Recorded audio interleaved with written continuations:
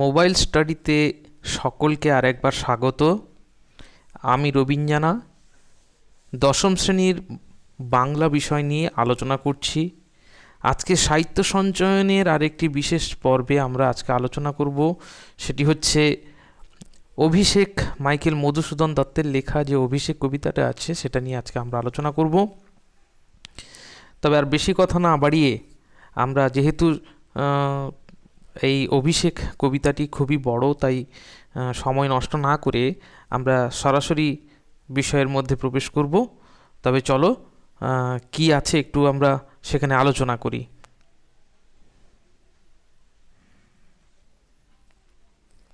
এখন বিষয়টি হচ্ছে আজকে অভিষেক পড়াবো। তো অভিষেক এই কবিতাটির মধ্যে প্রবেশ করতে গেলে আমাদের প্রথমে যেটি জেনে নেওয়া প্রয়োজন আছে সেটি হচ্ছে এর মূল গ্রন্থের নাম কি, বা এই যে মাইকেল মধুসূদন দত্ত এই মূল গ্রন্থটির মধ্যে কটি স্বর্গ তিনি রচনা করেছিলেন, সেই বিষয়গুলিকে আজকে আমরা একটু প্রথমে জেনে নেব, তারপরে বিষয়ের মধ্যে প্রবেশ করব। এই অভিষেক এটি হচ্ছে প্রথম স্বর্গ, আমরা জানি এটা প্রথম স্বর্গ। এর মূল গ্রন্থের নাম হচ্ছে, মূল কাব্যগ্রন্থটি হচ্ছে মেঘনাদবধ কাব্যগ্রন্থ।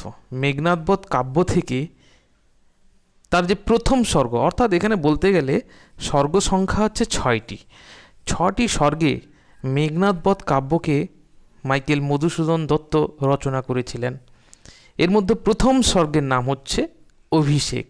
আমাদের এখানে জেনে নেওয়া একটু প্রয়োজন আছে যে এই 6টি স্বর্গের তিনি কি কি নাম রেখেছিলেন। আমরা জানি আমাদের অভিষেক প্রথম স্বর্গ আমাদের পাঠ্য বিষয়টি। এছাড়াও দ্বিতীয় স্বর্গের নাম রেখেছিলেন অস্ত্রলাভ, তৃতীয় স্বর্গের নাম রেখেছিলেন সমাগম, চতুর্থ স্বর্গের নাম রেখেছিলেন অশোকবন, পঞ্চম স্বর্গের নাম রেখেছিলেন উদ্যোগ, এবং সর্বশেষ যেটি নাম রেখেছিলেন যে স্বর্গটি সেটা হচ্ছে বধ। অর্থাৎ এর মধ্যেই কিন্তু লুকিয়ে আছে সমস্ত কিছু। এখানে একটা জিনিস পাঠক পাঠিকে তোমরা খেয়াল করলে দেখতে পাবে যে প্রথম স্বর্গের নাম রেখেছেন অভিষেক, এবং ষষ্ঠ স্বর্গ অর্থাৎ শেষ স্বর্গের নাম রেখেছেন বধ।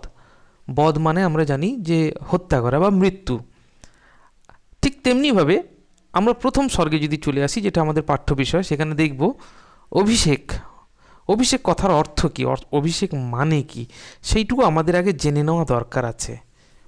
অভিষেক কথার অর্থ হচ্ছে রাজার প্রথম সিংহাসনে আহরণকালীন যে স্নানাদি অনুষ্ঠান যেটা আর কি, অর্থাৎ নতুন কোনো পদে যখন কাউকে অধিষ্ঠিত করা হয় বা বসানো হয়, তখন তাকে যে বিভিন্ন অনুষ্ঠান পূজার্চা হয়ে থাকে, সেটাকেই বলা হচ্ছে অভিষেক। তবে এখানে এই কবিতার মধ্যে আমাদেরকে জানতে হবে এখানে কার অভিষেক ঘটেছে এবং কিভাবে বা সেটা সম্ভব হয়েছিল। এর একটা পূর্ব কাহিনী আছে, সেই কাহিনীটা যদি আমরা একটু জেনে নিই তাহলে কিন্তু আমাদের বিষয়টি জানতে খুবই সুবিধে হবে। কারণ খুবই শক্ত কবিতা, আমি যতটা সম্ভব চেষ্টা করছি সোজাভাবে বোঝানোর, একটু বুঝে নিতে পারলে। এবং হ্যাঁ, একটা কথা আমি বারবার পাঠক পাঠিকেদা তোমাদেরকে সবাইকে বলছি, টেক্সট বুকটিকে খুব ভালো করে খুব ভালো করে পড়াশোনা করবে, তবেই কিন্তু এর মানেগুলো বোঝা যাবে। এটা অমিত্রাক্ষর ছন্দে লেখা, আমরা জানি মাইকেল মধুসূদন দত্তের কবিতা এটি। এখানে অভিষেক তো বিষয়টা আমরা জেনে নিলাম, আমাদের জানতে হবে ঘটনাটি কি ঘটেছিল।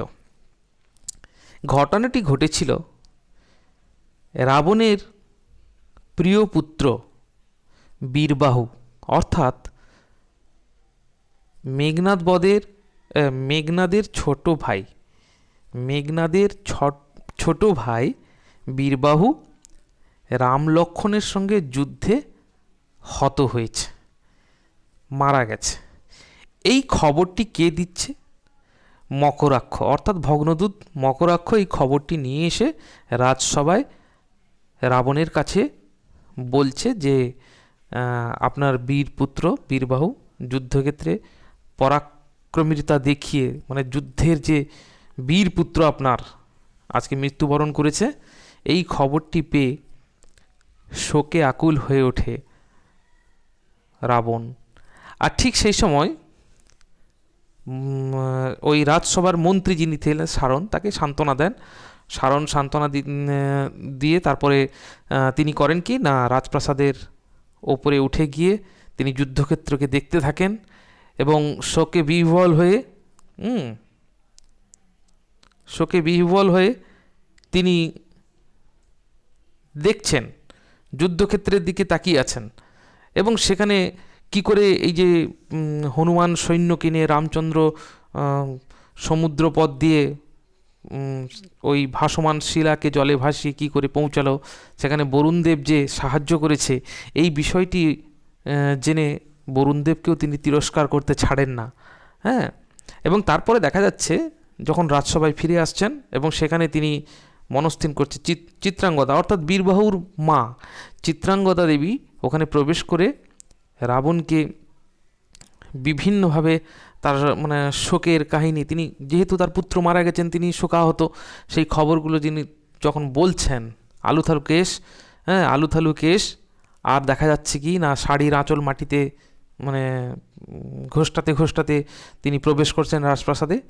সেখানে রাবণকে তার পুত্রের মৃত্যুর শোকের ঘটনাটি তখন জানাচ্ছেন।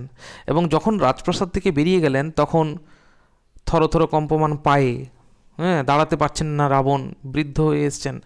তিনি যুদ্ধে যাওয়ার জন্য, বীরপুত্র বীরবাহুর মৃত্যুর প্রতিশোধ গ্রহণের জন্য তিনি করেন কি না, যুদ্ধক্ষেত্রে যাবেন বলেন, সেনাপতি পদ গ্রহণ করবে বলে তিনি মনস্থির করেন।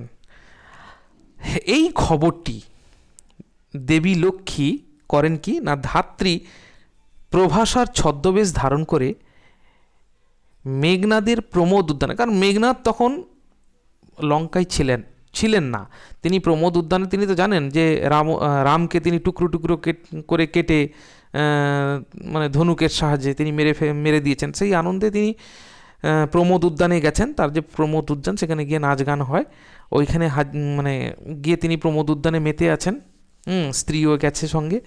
সেইখানে দেবী লক্ষ্মী প্রভাসার ছদ্মবেশে হাজির হন। হ্যাঁ, এবং সেই ঘটনাটা দেখেই যে দেবী প্রভাসা এখানে কেন, মেঘনাদ অবাক হয়ে যান এবং তার আগমনের কারণ তিনি জানতে চান। এবং এইখান থেকেই কিন্তু আমাদের পাঠ্য বিষয়টি শুরু হয়েছে। তাই আমি এবার পাঠ্য বিষয়ের মধ্যে প্রবেশ করব। দেখো এখানে থরলি আমি একটু মানে বলে দেওয়ার চেষ্টা করব। এখানে প্রথমেই বলছে, কনক আসন ত্যাজি বীরেন্দ্র কেশরী ইন্দ্রজিৎ প্রণমিয়া ধাত্রীচরণে কহিলা, কি হেতু মাত গতি তব আজি এ ভবনে, কহ দাসে লঙ্কার কুশল। কনক আসন অর্থাৎ সোনার আসন ত্যাগ করে বীরেন্দ্রকেশরী, এখানে বীরেন্দ্রকেশরী বলা হচ্ছে কাকে না, প্রবল পরাক্রমী বীর যোদ্ধাকে বীরেন্দ্রকেশরী ইন্দ্রজিৎ তিনি প্রশ্ন করছেন। প্রণমিয়া ধাত্রীর চরণে অর্থাৎ ধাত্রীদেবী প্রভাসার চরণে তিনি প্রণাম করে বলছেন, মানে কি হেতু, মানে কিসের কারণে তুমি আজ এখানে এসেছো, লঙ্কার সমস্ত কিছু সব কুশল ভালো তো, এই খবরটি তিনি জানতে চান। হ্যাঁ, কিন্তু তখন কি হয়েছে, শিরচুম্বী ছদ্মবেশী অম্বুরাশি সুতা উত্তরিলা। শিরচুম্বী অর্থাৎ মাথায় চুম্বন করে এই ছদ্মবেশধারী অম্বুরাশি সুতা অর্থাৎ সমুদ্রদেবের কন্যার কথা বলা হচ্ছে, তিনি উত্তর দিলেন, হাই পুত্র, কি আর কহিব, কনক লঙ্কার দশা ঘোরতর রণে, হত প্রিয় ভাই তব বীরবাহু বলি। বলছে আর লঙ্কার কথা আমি কি বলবো, যে প্রচণ্ড পরাক্রমী যুদ্ধে তোমার ভাই বীরবাহু হত হয়েছে, তার শোকে মহাশোকে রাক্ষসাধিপতি সসৈন্যে সাজেন আজি যুঝিতে আপনি। বীরবাহুর মৃত্যুর শোকে আপনার বাবা অর্থাৎ মহাশোকী রাক্ষসাধিপতি, রাক্ষসদের অধিপতি যিনি, তিনি সৈন্য দলবল নিয়ে যুদ্ধে যাওয়ার জন্য প্রস্তুত হচ্ছেন। এই খবরটি লক্ষ্মীদেবী অর্থাৎ এই প্রভাসার ছদ্মবেশধারী লক্ষ্মীদেবী তিনি জানান। তারপরে হচ্ছে কি, জিজ্ঞাসিলা মহাবাহু বিস্ময় মানিয়া, জিজ্ঞেস করলো, প্রভাসাকে জিজ্ঞেস করছে বিস্ময় মানিয়া, কি কইলে ভগবতী, কে বধিল কবে প্রিয়া অনুজে, বলছে তুমি ভগবতী কি বললে আপনি, হ্যাঁ? বিস্ময় মানে বলছে দেবী লক্ষ্মীকে এখানে বলছেন যে কে বধিল কবে, কবে কে হত্যা করলো আমার ছোট ভাইকে? নিসারণে সংহারিনু আমি রঘুবরে, রাত্রিকালীন যুদ্ধে আমি রঘুবর অর্থাৎ রামচন্দ্রকে সংহার করে শেষ করেছি, খণ্ড খণ্ড করিয়া কাটিনু বরসে প্রচণ্ড স্বর বৈরী দলে। হ্যাঁ, তীর নিক্ষেপ করে আমি কি করেছি না ওই রঘুবীর অর্থাৎ রামচন্দ্রকে খণ্ড খণ্ড করে আমি আকাশপথে কেটে দিয়েছি। তবে এ বারতা, এ অদ্ভুত বারতা জননী কোথায় পাইলে তুমি, শীঘ্র কহ দাসে। বলছে তুমি এইরকম অদ্ভুত খবর কোথা থেকে পেলে? এই দাসে অর্থাৎ আমাকে তুমি তাড়াতাড়ি করে বলো, তুমি এইরকম ভয়াবহ ভয়ানক খবর কি করে পেলে? রত্নাকর রত্নোত্তমা ইন্দিরা সুন্দরী উত্তরিলা, হাই পুত্র মায়াবী মানব সীতাপতি, তব স্বরে মরিয়া বাঁচিল। এখানে রত্নাকর অর্থাৎ সমুদ্রের কথা বলা হচ্ছে, রত্নোত্তমা ইন্দিরা সুন্দরী মানে এখানে শ্রেষ্ঠ গুণসম্পন্না সৌন্দর্যের প্রতিমূর্তি লক্ষ্মী দেবীকে বলা হয়। তাই জন্য এতগুলো উপমা এখানে কিন্তু কবি ব্যবহার করছেন। রত্নাকর রত্নোত্তমা ইন্দিরা সুন্দরী উত্তরিলা অর্থাৎ বললেন, হাই পুত্র মায়াবী মানব সীতাপতি, তব স্বরে মরিয়া বাঁচিল। সীতাদেবীর পতি অর্থাৎ রামচন্দ্র রঘুবীরের কথা বলা হচ্ছে, তারা হচ্ছে মায়াবী। হ্যাঁ, এই মানুষরা মায়াবী, সে কিনা তোমার স্বরেও মরেও বেঁচে উঠেছে। যাও তুমি তরা করি, রক্ষ রক্ষ কুলমান, এ কাল সমরে রক্ষ চূড়ামণি। বলছে তুমি তাড়াতাড়ি এখান থেকে যাও, গিয়ে তোমার লঙ্কার মান সম্মান এগুলো তুমি রক্ষা করো। হ্যাঁ, এইরকম একটা কাল সমরে অর্থাৎ এরকম একটা বিপদের সময় তুমি তোমার রক্ষ চূড়ামণিকেও তুমি রক্ষা করো, এই কথা বলছে।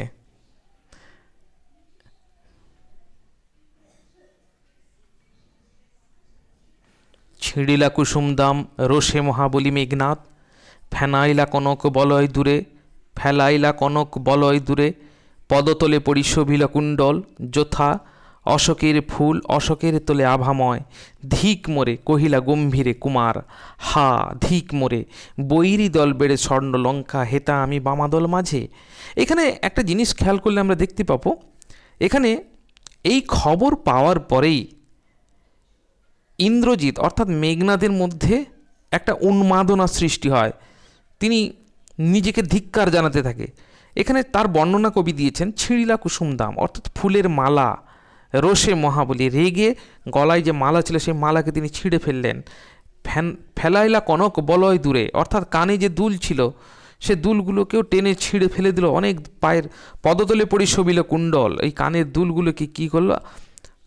এখানে একটা কথা বলি, ফেলাইলা কনক বলয় সোনার বালা, হ্যাঁ সেই সোনার বালাটাকে কী করলো? দূরে ছুঁড়ে ফেলে দিল। আর পদতলে পড়িল শোভিল কুণ্ডল অর্থাৎ কানের দুলটাকে ছিঁড়ে তিনি পায়ের কাছে ফেললেন। যথা অশোকের ফুল অশোকের তলে আভাময়, যেমন অশোক গাছের ফুল গাছে যেমন সৌন্দর্যতা বৃদ্ধি করে না, সেই ফুল যখন ওই গাছের চারিদিকে মাটিতে ভূতলে পড়ে থাকে, মাটিতে পড়ে থাকে, তখন কিন্তু ওই গাছের গুণমান বা তার সৌন্দর্য অনেক বাড়িয়ে দেয়। এখানে সেই কথাই বলা হচ্ছে।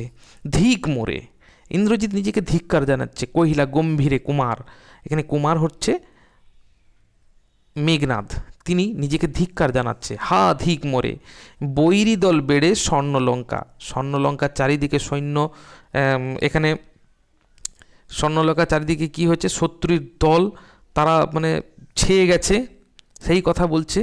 হ্যাঁ, আর বলছে কি? হেতা আমি বামাদল মাঝে, মেয়েদের এখানে যে নারীরা আছে তাদের মাঝখানে আমি এখানে আনন্দ উদযাপন করছি, এই কি সাজে আমারে?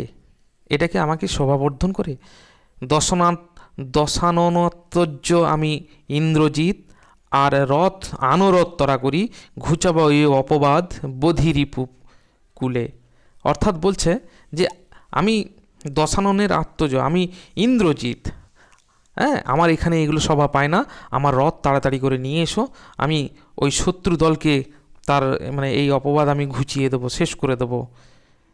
সাজিলা রথীন্দ্র বীর আবরণে, হৈমবতী সুত যথা নাসিতে তারকে মহাসুরে। এখানে একটা জিনিস খেয়াল করলো, সেটা হচ্ছে সাজ, মানে যুদ্ধের যে সাজ, সেই সাজ, শ্রেষ্ঠ যোদ্ধার যে সাজ, সেই সাজে এখানে ইন্দ্রজিৎ সাজ গ্রহণ করছেন। সে কীরকম না হৈমবতী সুত যথা নাচিতে তারকে মহাসুরে, অর্থাৎ এখানে কার্তিকের কথা বলা হচ্ছে। হৈমবতী সুতা অর্থাৎ মানে হিমালয়ের কন্যা দুর্গার পুত্রের কথা বলা হচ্ছে। হ্যাঁ, তিনি মহাসুরকে যেভাবে নিধন করেছিলেন সেই তার সঙ্গে তুলনা করা হচ্ছে। কিংবা যথা বৃহন্নলারূপী কিরীটি, অর্থাৎ এখানে অর্জুনের কথা বলা হচ্ছে। তিনি যখন নপুংসকের ওই অজ্ঞাতবাসে যখন ছিলেন, হ্যাঁ, বনে অজ্ঞাতবাসে ছিলেন, তখন কিন্তু নপুংসক অর্থাৎ হিজড়ের রূপ ধারণ করে তিনি সেখানে কি করেছিলেন না সেখানে এই বিরাট রাজার গোধন রক্ষার্থে তিনি সেখানে সেই ছদ্মবেশ ধারণ করেছিলেন সমীবৃক্ষ মূলে যখন ছিলেন। হ্যাঁ, এখানে সেই কথা বলা হচ্ছে। এরপর বলছে কি না বৃহন্নলারূপী বিরাট পুত্র সহ উদ্ধরিত গোধন সাজিলা সুর সমীবৃক্ষ মূলে। এতদূর হলো। মেঘবর্ণ রথ চক্র বিজলির ছটা ধ্বজ ইন্দ্রচাপরূপী তুরঙ্গম বেগে আশুগতি। এখানে বর্ণনা করা হচ্ছে রথে করে তিনি যখন যাচ্ছেন তার বর্ণনা দিয়েছেন।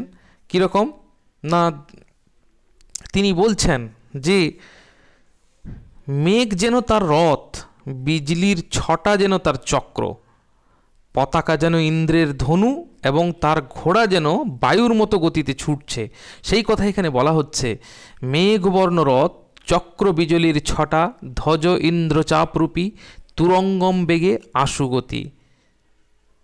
রথে চড়ে বীর চূড়ামণি বীর দর্পে হেনকালে প্রমীলা সুন্দরী ধরি পতি করযুগ হাই রেজেমতি হেমলতা আলিঙ্গয়ে তরুকুলস্বরে। এখানে বলা হচ্ছে কি বলছেন না বীর চূড়ামণি ইন্দ্রজিৎ যখন বীর দর্পে রথে চড়ে লঙ্কার রাজসভার প্রাঙ্গণে যাওয়ার উদ্যোগ করলেন, আর ঠিক সেই সময় সেই কথাই বলছে রথে চড়ে বীর চূড়ামণি বীর দর্পে হেনকালে অর্থাৎ ঠিক সময় প্রমীলা সুন্দরী অর্থাৎ ইন্দ্রজিতের স্ত্রী ধরিপতি করযুগ কি করলেন না তার যে পতি অর্থাৎ ইন্দ্রজিতের কি করলেন না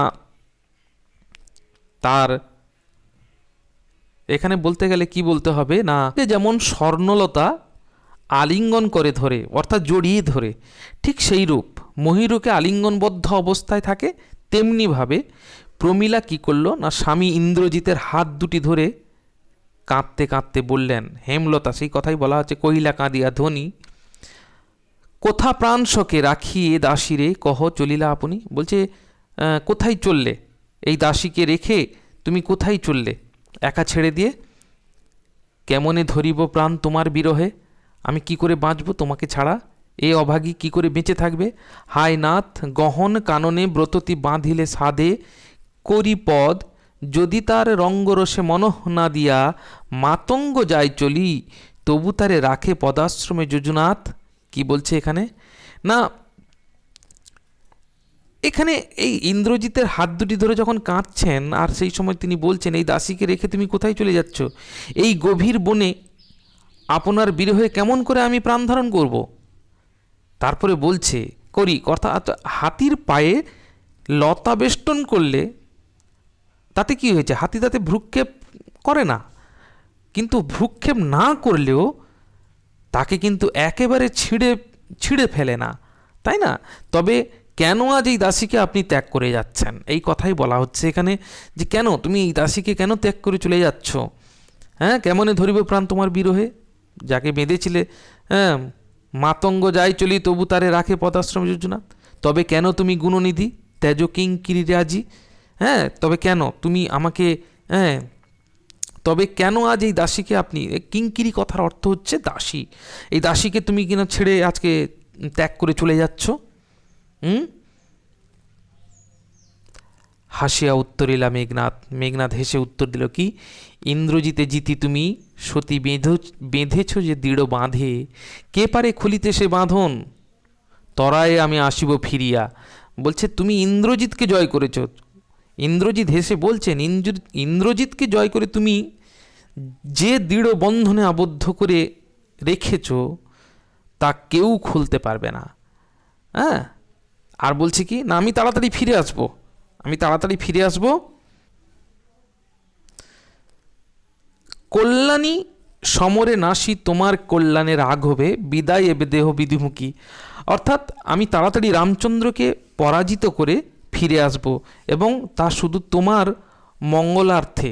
বিধুমুখী কথার অর্থ হচ্ছে চাঁদমুখী, এখানে প্রমীলা সুন্দরীকে বলা হচ্ছে, অর্থাৎ ইন্দ্রজিৎ তার স্ত্রী প্রমীলাকে উদ্দেশ্য করে বিধুমুখী বলা হচ্ছে, অর্থাৎ চাঁদমুখের মতো, চাঁদের মতো মুখ যার, তাকে বিধুমুখী বলা হয়। উঠিলা পবন পথে ঘরতর রবে, রথবর হৈম পাখা বিস্তারিয়া যেন, উড়িলা মৈনাকশৈল অম্বর উজলি। বলছিলে কি, বলছে এখানে বায়ুপথে অর্থাৎ আকাশপথে প্রচণ্ড শব্দে রথ চলতে লাগলো। যেন কীরকম না, মৈনাক পর্বত যেমন তার সোনার ডানা মেলে আকাশে উজ্জ্বল করে ভেসে চলেছে বলে মনে হচ্ছে। হ্যাঁ, আর কি না, মহাবীর যখন রাগের সঙ্গে ধনুকের ছিলা আকর্ষণ করলেন তখন যে শব্দ উঠিল সেই টঙ্কারের ধ্বনি বলা হচ্ছে। কি বলছে, সিঞ্জিনী আকর্ষি রসে টঙ্কারিলা ধনু, বীরেন্দ্র পক্ষীন্দ্র যথা না দে মেঘ মাঝে, ভৈরবে কাঁপিলা লঙ্কা কাঁপিলা জলধি। যখন আকাশে উড়ে যাচ্ছে তার এই রথ, লঙ্কার উদ্দেশ্যে যাচ্ছে, তখন সেই আকাশপথে তার ধনুকের ছিলা ধরে তাকে টান দেওয়া টঙ্কারিলা ধনু, বীরেন্দ্র অর্থাৎ মহাবীর তিনি কি করলেন না, তার সিঞ্চিনি আকর্ষণ করে, অর্থাৎ ধনুকের যে ছিলা তাকে সিঞ্চিনি বলা হচ্ছে, তাকে আকর্ষণ করে যে শব্দ সৃষ্টি করা হয়, হ্যাঁ, তাকে টঙ্কার বলে। সেই টঙ্কার ইল আর কি হলো না, পক্ষীন্দ্র যথা না দে মেঘ মাঝে, ভৈরবে কাঁপিলা লঙ্কা কাঁপিলা জলধি। সেই শব্দে কি হলো,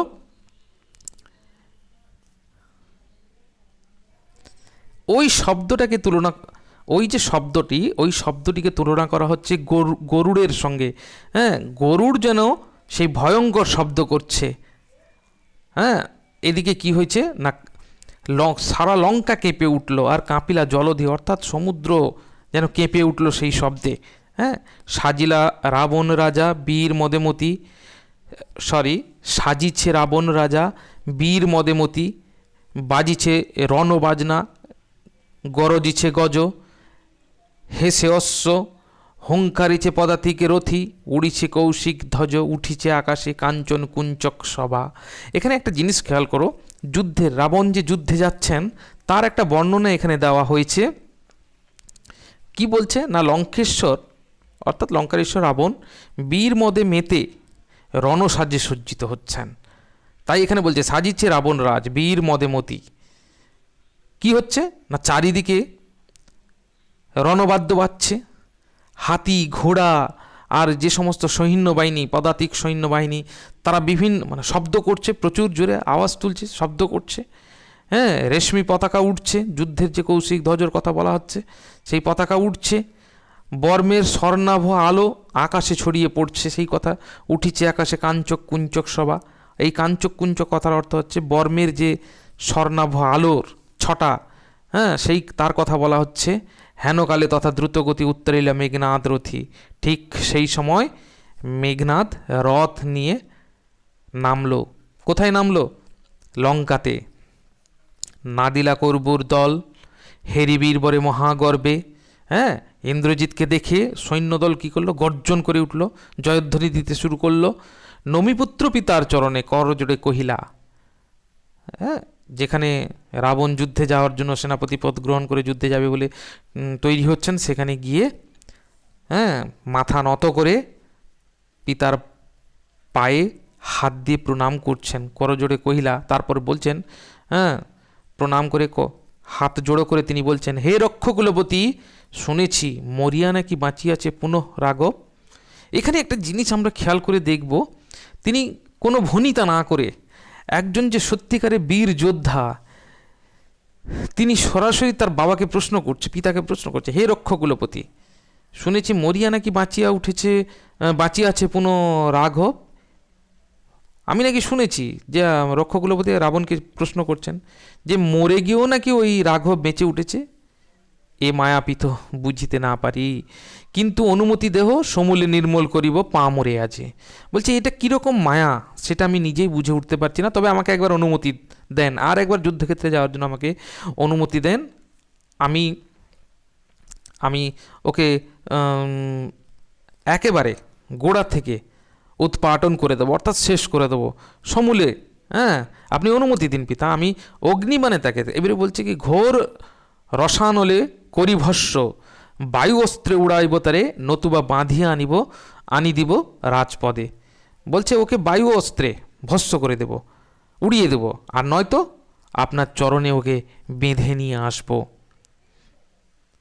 এবারে রাবণ কি করছে, আলিঙ্গি কুমারে, অর্থাৎ কুমারে বলতে এখানে মেঘনাথকে বলা আছে, ইন্দ্রজিৎকে, তাকে আলিঙ্গন করে বুকে টেনে নিয়ে চুম্বি শির অর্থাৎ কপালে চুম্বন করে মৃদুস্বরে উত্তর করিলা, তবে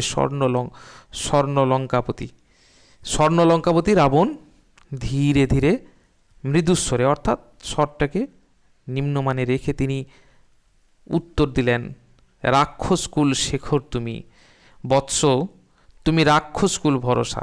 এখানে বলছে কি, তুমি রাক্ষস বংশের মধ্যমণি, তুমি হচ্ছে ভরসা।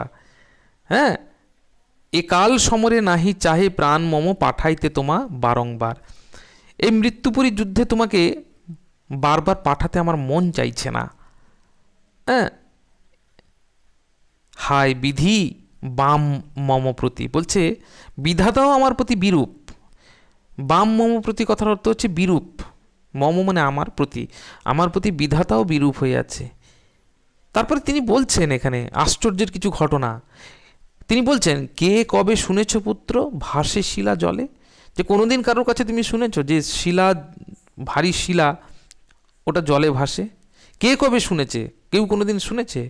লোক মরি পুনঃ বাঁচে, কোনো লোক মরে গিয়ে পুনরায় বেঁচে ওঠে, এটা কি কখনো তুমি শুনতে পেয়েছ? উত্তরিলা বীর দর্পে অসুরারি রিপু। উত্তর দিল কে? না, অসুরদের শত্রু বীর দর্পে। হ্যাঁ, এখানে তার কথা বলা হচ্ছে। রাজেন্দ্র অর্থাৎ পিতা রাবণকে বললেন, মেঘনাথ বলছেন, উত্তর দিল, কি ছাড় সে নর, তারে ডরাও আপনি রাজেন্দ্র। বলছে সে মানুষ কি এমন মানুষ যে যাকে ভয় পান আপনি? থাকিতে দাস যদি দাও রণে, তুমি এ কলঙ্ক পিত ঘুষিবে জগতে। কি বলছে না, আমি থাকতে আপনি যদি যুদ্ধে যান তবে এই কলঙ্ক, এটি কলঙ্ক হিসেবে প্রচারিত হবে। হ্যাঁ, কি বলবে না, দুইবার আমি হারানো এখানে বলছে হাসিবে মেঘবাহন রুষিবে দেব অগ্নি। কে হাসবে? মেঘবাহন অর্থাৎ ইন্দ্রজিৎ, যাকে আমি পরাজিত করেছি, সে হাসবে। আর এখানে রুষিবে অগ্নিদেবও আমার প্রতি রুষ্ট হবেন। দুইবার আমি হারানো রাঘবে, আর একবার পিত দেহ আজ্ঞা মরে, দেখিব এবার বীর বাঁচে কি ঔষধে। বলছে দুবার তাকে আমি হারিয়েছি, হ্যাঁ, এবার পিতা আমায় একবার আজ্ঞা দান করুন, দেখব কোন ওষুধে ওই রাঘব অর্থাৎ রামচন্দ্র বেঁচে ওঠে, আমি দেখব। কহিলা রাক্ষসপতি, কুম্ভকর্ণ বলি ভাই মম। রাক্ষসপতি অর্থাৎ এখানে রাবণ বলছে যে কুম্ভকর্ণের মতন ভাই, সে আজকে অকালে প্রাণ বিসর্জন দিয়েছে, তাই আমি জাগানু অকালে ভয়ে। বলছে তাকে আমি অকালে বলশালী ভ্রাতা কুম্ভকর্ণকে জাগিয়েছিলাম। হায় দেহ তার দেখো সিন্ধু তীরে ভূপতিত। হ্যাঁ, এখানে দুঃখ প্রকাশ করে তিনি বলছেন, বিষণ্ণতা সুরে তিনি বলছেন যে তাকিয়ে দেখো সিন্ধু তীর অর্থাৎ সমুদ্রের তীরে ওই বীর ভাই আমার, তার মৃতদেহ পড়ে আছে। গিরিশৃঙ্গ কিংবা তরুযথা বজ্রাঘাতে। এখানে তিনি বলছে কি না, সমুদ্রের তীরে যে ভূপতিত, যে পড়ে আছে, পর্বত চূড়া বা বজ্রাঘাতের কথা বলা হচ্ছে, ভগ্ন গাছের মতো পড়ে আছে দেখো। হ্যাঁ, এটা ইন্দ্রজিৎকে দেখাচ্ছে। পুত্রকে উদ্দেশ্য করে বলছেন, কি বলছেন দেখি, বলছেন, তবে যদি একান্ত সমরে ইচ্ছা তব বৎস, আগে পুজো ইষ্ট দেবে। বলছে তবে যদি একান্ত যুদ্ধে যেতে চাও তুমি, তাহলে তোমাকে তোমার ইষ্ট দেবতাকে আগে তুমি শান্ত করো। নিকুম্ভিলা যজ্ঞ সাঙ্গ করো বীরমণি। বীরমণি অর্থাৎ বীর চূড়ামণির কথা বলা হচ্ছে, যে তুমি নিকুম্ভিলা যজ্ঞাগারে গিয়ে আগে তুমি তোমার যে কুলদেবতা অর্থাৎ ইষ্ট দেবতা তাকে তুমি শান্ত করো। সেনাপতি পদে আমি বরিনু তোমারে, দেখো অস্তাচলগামী দীননাথ এবে প্রভাতে যুঝিও বৎস রাঘবের সাথে। বলছে তোমাকে আমি তখন সেনাপতি পদে বরণ করব। আজকে চেয়ে দেখো সূর্য অস্ত যাচ্ছে, আজকে আর যুদ্ধের সময় নেই, কাল সকালে তুমি রাঘবের সাথে অর্থাৎ রামচন্দ্রের সঙ্গে যুদ্ধে যেও। হ্যাঁ, কারণ একটা নিয়ম আছে যে সন্ধ্যা হয়ে গেলে অর্থাৎ সূর্য অস্ত গেলে যুদ্ধের কোনো নিয়ম নেই। তাই রাবণ এ কথা কাকে বলছে? ইন্দ্রজিৎকে বলছে। এতেক কহিয়া রাজা যথাবিধি লহে গঙ্গোদ্য অভিষেক করিলা কুমারে। বলছে এত কিছু বলার পরে রাজা অর্থাৎ এখানে রাবণ কি করলেন না, গঙ্গা জল নিয়ে গঙ্গা জল নিয়ে এইসব বলে রাবণ কি করলো না, গঙ্গা জল সহ বিধি মেনে কুমার ইন্দ্রজিৎকে অভিষিক্ত করলেন। এইখানেই কবিতাটাকে শেষ করা হয়েছে। আলোচ্য বিষয়ের মধ্যে যদি কোথাও কোনো প্রশ্ন থেকে থাকে, হ্যাঁ একটু কঠিন আছে কিছু কিছু মানে যেগুলো আমি বলে গেছি সেই মানেগুলোকেও কিন্তু ভালো করে একটু দেখে নিতে হবে। আর এর প্রশ্ন উত্তরটা আমি পরবর্তী ক্লাসে অবশ্যই দিয়ে দেবো। আজকে আর বলার কিছু নেই, এটিকে ভালো করে পড়বে সবাই। সকলে ভালো থেকো, ধন্যবাদ।